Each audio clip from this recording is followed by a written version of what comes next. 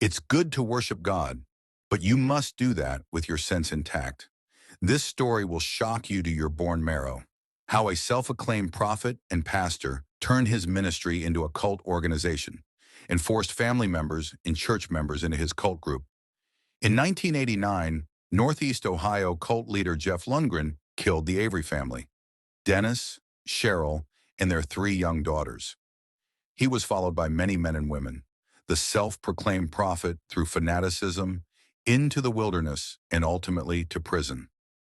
35 years after justice was served, Damon Lundgren, Jeff's oldest son, and Danny Kraft, Jeff's most loyal follower, are speaking to the media for the first time. In our 5-part series titled Bloodline and Blind Faith, Untold Stories of the Kirtland Cult Killings, investigative reporter Peter Fleischer sits down with Lundgren and Kraft for the only interviews they've ever given. In 1989, Northeast Ohio, a self-acclaimed prophet or pastor, a man once claimed to hear the voice of God more clearly than anyone else. His name was Jeffrey Don Lundgren, and before the world knew him as a convicted mass murderer, he was a soft-spoken, bearded preacher who believed he had been chosen to restore divine truth. What followed was not revival, but ruin. A man drawn to revelation. Jeff Lungren was born on May 3, 1950, into a devoutly religious family connected to the Reorganized Church of Jesus Christ of Latter-day Saints, RLDS, a denomination that would later become known as the Community of Christ. From an early age, Lundgren demonstrated an intense fascination with Scripture, especially the Old Testament. He was not content with surface readings. He wanted hidden meanings, coded prophecies, and divine patterns that others had missed. Those who knew him in his youth described him as intelligent but socially awkward, deeply insecure, yet quietly ambitious. He longed for certainty in a world that seemed morally confused, and religion became both his refuge and his weapon. Lundgren eventually attended the RLDS seminary, hoping to become a minister. But his rigid interpretations, obsession with apocalyptic judgment, and confrontational nature alienated his peers. He failed academically and was dismissed. To Lundgren, this was not rejection, it was proof. Proof that the church had fallen away from God's true will. Kirtland, sacred ground for a new prophet. Lundgren's theology crystallized around Kirtland, Ohio, a town sacred in Latter-day Saint history. The Kirtland Temple, built in the 1830s, was believed by early followers of Joseph Smith to be a site of divine revelation. Lundgren became a tour guide at the temple in the 1980s, and there, surrounded by history and reverence, his transformation accelerated. He began teaching that the RLDS Church had lost its authority, that God had withdrawn his favor. According to Lundgren, only a pure remnant would survive the coming judgment, and he had been chosen to identify and lead them. His sermons grew darker. He spoke obsessively about blood atonement, divine testing, and the necessity of obedience, even unto death. He preached that God required absolute submission, not only spiritually but physically and materially. Slowly, people began to listen. To the formation of the cult, Lundgren attracted a small but devoted group of followers, men, women, and children, many of them struggling financially, emotionally, or spiritually.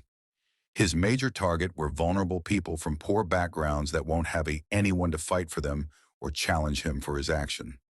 Among them were the Avery family, Dennis and Brenda Avery, and their three daughters, who trusted Lundgren completely. Lundgren demanded sacrifices. Followers were instructed to sever ties with outsiders, surrender their savings, and submit to his authority in all matters. He controlled church members' marriages, daily routines, and even private thoughts. Claiming questioning him is rebellion against God. Punishments were severe. Followers who questioned him were subjected to public humiliation, beatings, and psychological torment. Lundgren justified these acts through Scripture, twisting ancient texts into tools of domination. Over time, Lundgren's paranoia deepened. He became convinced that God demanded a final test, one that would separate true believers from the unworthy. The divine command. By April 1989, Lundgren announced that God had revealed a horrifying truth. The Avery family was spiritually impure and needed to be removed. Their deaths, he claimed, would purify the group and prove absolute obedience. The order was chillingly precise. On April 17, 1989, Lundgren led his followers to a remote farm near Knox County, Ohio. The Averys were bound, gagged, and forced to kneel in a barn.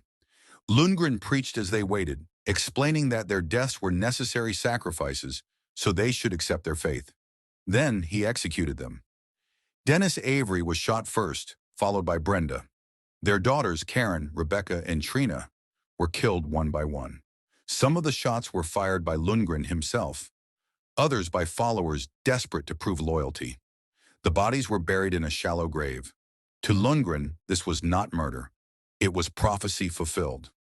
The night after he murdered the Avery family, Jeff Lungren gathered his group of followers and went to exile. They landed in a rural area of West Virginia. He said God will appear and join them there.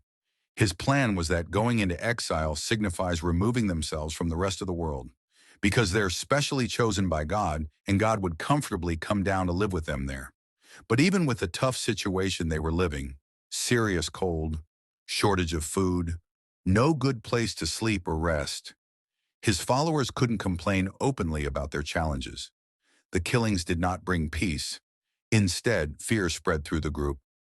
Some followers began to crack under the weight of what they had done. Within months, law enforcement was alerted, and an investigation uncovered the mass grave. In November 1989, Jeff Lungren and several of his followers were arrested. During his trial, Lundgren showed no remorse. He testified calmly, insisting that God, not the law, was his ultimate judge. Psychologists evaluated him, debating whether he was insane or simply fanatically narcissistic. The consensus was chilling. He knew exactly what he was doing. In 1990, Lundgren was convicted on 5 counts of aggravated murder and sentenced to death.